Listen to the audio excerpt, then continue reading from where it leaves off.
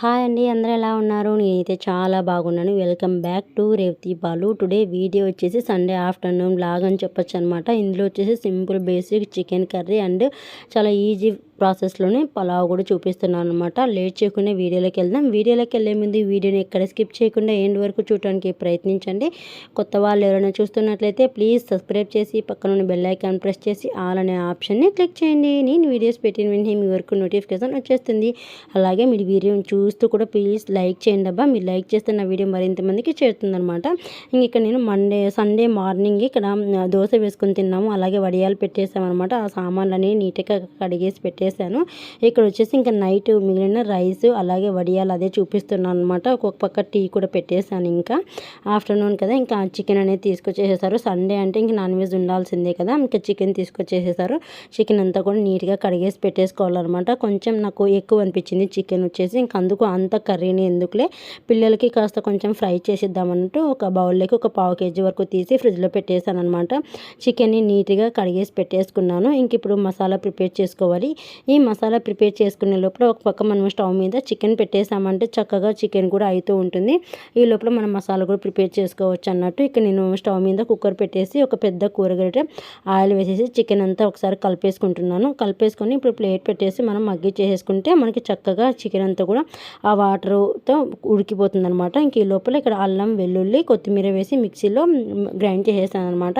కొంచెం మనం పలావులోకి అల్లం వెల్లుల్లి కొత్తిమీర పేస్ట్ అనేది పక్కకు తీసుకున్నాను. ఇంక ఇందులోకి ఎండు కొబ్బరి తురుము, ఒక చిప్ప ఎండు కొబ్బరి తురుము, అలాగే ఒక పెద్ద ఆనియన్ వేసేసాను అనమాట. ఫుల్ చిప్ప వేయలేదు, చిన్నదనమాట ఎండు కొబ్బరి చిప్ప, అందుకు ఒక చిన్నది ఫుల్ చిప్ప వేసేసాను. ఇంక ఇక్కడ చికెన్లోకి కొన్ని క్లిప్పింగ్స్ అనేది మిస్ అయ్యాయి. మా పెద్దమ్మాయి షూట్ చేస్తుంటే తను రికార్డ్ చేయడం మిస్ అయిందనమాట. ఏం లేదంటే చికెన్లోకి కొంచెం పసుపు ఉప్పు వేసి నేను మగ్గించుకున్నాను అనమాట. ఇంక ఇందులోకి మేము కొంచెం స్పైసీ ఎక్కువ తింటాం కాబట్టి ఒక 2 టీ స్పూన్ల వరకు కారం పొడి, ఒక పావు టీ స్పూన్ గరం మసాలా వేసేసాము. అలాగే మనం గ్రైండ్ చేసి పెట్టుకున్న కొబ్బరి అల్లం వెల్లుల్లి ఆనియన్ పేస్ట్ని కూడా వేసేసి ఈవెన్గా కలిపేసి సిమ్లో పెట్టేసుకొని ఆ మసాలా అంతా పచ్చివాసన పోయే వరకు మగ్గించుకోవాలన్నమాట. ఇంకా ఇక్కడ కూడా ఒక చిన్న క్లిప్పింగ్ అనేది మిస్ అయింది. ఏం లేదనమాట, ఓన్లీ వాటర్ ఒక్కటే యాడ్ చేశాను నేను. ఆ వాటర్ కూడా మనం మసాలా చికెన్ వచ్చేసి ముక్కలు మునిగే వరకు కాకుండా ముక్కలు కనిపించేలాగా వాటర్ వేసుకున్నామంటే పర్ఫెక్ట్గా సరిపోతుంది అనమాట. పులుసు వచ్చేసి అలా ఎక్కువ గట్టిగాను కాదు, అలానే పలచగాను కాదనమాట, కరెక్ట్గా సరిపోతుంది. ఇక్కడ చికెన్ కూడా కరెక్ట్గా మనకి కుక్ అయిపోయింది అనమాట, ఉడికిపోయింది. ఇప్పుడు చివరిలో కొంచెం కొత్తిమీర చల్లేసుకొని స్టవ్ కట్టేయడమే. ఇంకా టేస్టీ చికెన్ కర్రీ అయితే రెడీ అయిపోయింది అనమాట. చాలా సింపుల్ బేసిక్ కర్రీ, ఇంకా ఇందులోకి ఏం అవసరం లేదు, చాలా టేస్టీగా కూడా ఉంటుందన్నమాట. ఇంకా అదే స్టవ్ మీద మరొక కుక్కర్ పెట్టేసుకొని ఒక పెద్ద మనకి చిన్నది పెరుగు గరిట ఉంటుంది కదా, వాటితో కొంచెం ఆయిల్ అనేది వేసేసి ఒక టీ స్పూన్ నెయ్యి కూడా వేసేసాను అనమాట. ఇంక ఇక్కడ నా దగ్గర ఉన్న స్పైసెస్ని వేస్తున్నాను. ఒక టీ స్పూన్ జీలకర్ర, ఒక 2 బిర్యానీ ఆకులు తుంపి వేసాను. అలాగే ఒక అంగుళం దాల్చిన చెక్క, ఒక 3 యాలకులు వేసాను అనమాట. మీ దగ్గర లవంగాలు అలాగే ఇది అనాస పువ్వు ఇవన్నీ షాజీరా ఇవన్నీ కూడా వేసుకోవచ్చు అనమాట, అది మీ అవైలబిలిటీని బట్టి. ఇక్కడ నేను ఒక పెద్ద ఆనియన్ని చీలికలుగా కట్ చేసి వేసేసాను. అలాగే ఒక 3 పచ్చిమిర్చిని కూడా చీలికలుగా కట్ చేసి వేసేసాను. వేసేసి మంచిగా మనకి బ్రౌన్ ఆనియన్స్ లాగా అవ్వాల్సిన పని లేదు, జస్ట్ ఇది కుక్ అయిపోతే సరిపోతుంది అనమాట. కొంచెం కలర్ చేంజ్ అయితే ఆనియన్స్ సెట్ అయిపోతుంది. ఒకసారి వేయించుకొని ప్లేట్ పెట్టేశాను. ఇంక ఈ లోపల ఇక్కడ మనకి ఎండలు ఎక్కువగా ఉన్నాయి కదండి, మన బాడీ కూడా డిహైడ్రేట్ అవుతూ ఉంటుంది. అందులో మనం వంట చేస్తూ ఉంటాం కదా, ఈ వేడికి ఇంకా మనకి దప్పిక అయిస్తూ ఉంటుంది కదా.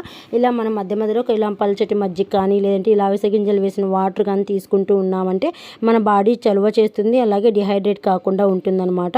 నేనైతే ఇలానే చేస్తూ ఉంటాను. ఇప్పుడు ఈ సమ్మర్లో వచ్చేసి ఇంకా మనకి చికెన్ అంతా రెడీ అయిపోయింది కాబట్టి ఒక బౌల్లోకి వేసేసి పక్కన పెట్టేస్తాను అనమాట. అలా మిగిలిన బౌల్స్ అన్ని కడిగేసి ఒక పక్కన పెట్టేసుకుంటూ ఉండొచ్చు. ఇంక ఇక్కడ నేను చక్కగా మనకి ఆనియన్స్ అన్నీ వేగిపోయి ఉన్నాయన్నమాట. ఇంకా మనం గ్రైండ్ చేసి పెట్టుకున్న అల్లం కొత్తిమీర వెల్లుల్లి పేస్ట్ వేసేసి మనకి ఆ పేస్ట్ పచ్చివాసన పోయే వరకు సిమ్లో మగ్గించేసుకుంటే కలిపేసి సరిపోతుంది అనమాట. మనకి పలావ్ వచ్చేసి చాలా టేస్టీగా కూడా వస్తుంది. ఈ లోపల ఇక్కడ నేను సోనా మసూర్ బియ్యం వచ్చేసి ఒక 3 గ్లాసులు తీసుకున్నాను. ఒక హాఫ్ అన్ అవర్ ముందే నానబెట్టుకున్నాను అనమాట. ఒక గ్లాస్కి 2 గ్లాసులు చొప్పున వాటర్ కూడా కొలిచి తీసేసుకున్నాను. బాస్మతి రైస్కి అయితే 1.5 గ్లాస్ సరిపోతుంది. సోనా మసూర్ కాబట్టి 2 గ్లాసులు కంపల్సరీగా తీసుకోవాల్సిందే.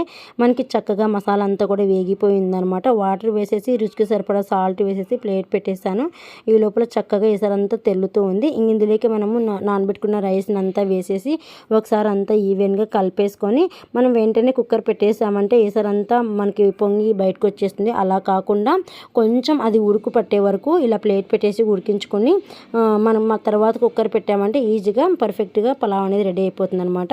ఇలా ఒకసారి కలిపేసుకొని ఇప్పుడు కుక్కర్ మూత పెట్టేసుకొని జస్ట్ ఒక 2 విజిల్స్ వచ్చే వరకు ఉడికించుకున్నామంటే మనకి అడుగు అంటదు, అలానే పొడి పొడలాడుతూ వస్తుంది అనమాట. అస్సలు ఎక్కడ ముద్ద కూడా కట్టదు, చాలా టేస్టీగా కూడా ఉంటుంది. ఇంక ఇక్కడ వచ్చేసి పెరుగు నేను ఏం చేస్తున్నానంటే ముందు రోజు నైట్ పెడితే పులుపు వచ్చేస్తుంది అనమాట. అలానే నేను పాలు ముందు రోజు నైట్ బాగా కాంచేసి ఫ్రిడ్జ్లో పెట్టేసి నెక్స్ట్ డే మార్నింగ్ లేస్తాను కాంచి కొద్దిగా గోరువెచ్చగా అయిన తర్వాత తోడు పెట్టేస్తున్నాను. చక్కగా మనం తినే టైంకి తోడవుతుంది అనమాట పెరుగు. ఇప్పుడు ఎండాకాలం కదా మనం గ్లాస్లో పోసుకొని తాగొచ్చు అన్నట్టు కొంచెం తిరవాత పెట్టేసి ఆనియన్ వేసేస్తాను అనమాట. నేను కాస్త రాగి ముద్ద కూడా చేసేసుకున్నాను. అలానే ఇంకా ఇప్పుడు వంటలు చేసినవన్నీ సామాన్లు నీట్గా కడిగేసాను అనమాట. తినిన వెంటనే కాస్త రెస్ట్ తీసుకోవచ్చు కదా, అలానే కడిగేసి పెట్టేశాను. మీరు చూసారు కదా పలావ్ పొడి పొడిలాడుతూ వచ్చేసింది. ఇలా కొన్ని సలాడ్ కూడా చేసి పెట్టేసుకున్నాను. ఇంక ఇక్కడ అందరం వడ్డీ చేసేసుకొని తింటున్నాం అనమాట. మధ్యాహ్నం లంచ్లోకి వచ్చేసి కొన్ని సలాడ్ చేసేసాను, మజ్జిగ తిరువాత పెట్టేశాను. చాలా బాగుంటుంది. ఇక్కడ ఈ చికెన్ కర్రీ అన్నింటిలో కూడా సూపర్ కాంబినేషన్ అని చెప్పొచ్చు. పలావ్లోకి, ముద్దలేకి, రైస్లోకి చాలా బాగుంటుంది. ఈ వీడియో అంతే అండి. ఈ వీడియో ఇక్కడితో ఎండ్ చేసేస్తున్నాను. ఐ హోప్ ఈ వీడియో మీకు నచ్చినట్లయితే లైక్ చేయండి, షేర్ చేయండి, కామెంట్ చేయండి. Please do subscribe to my channel.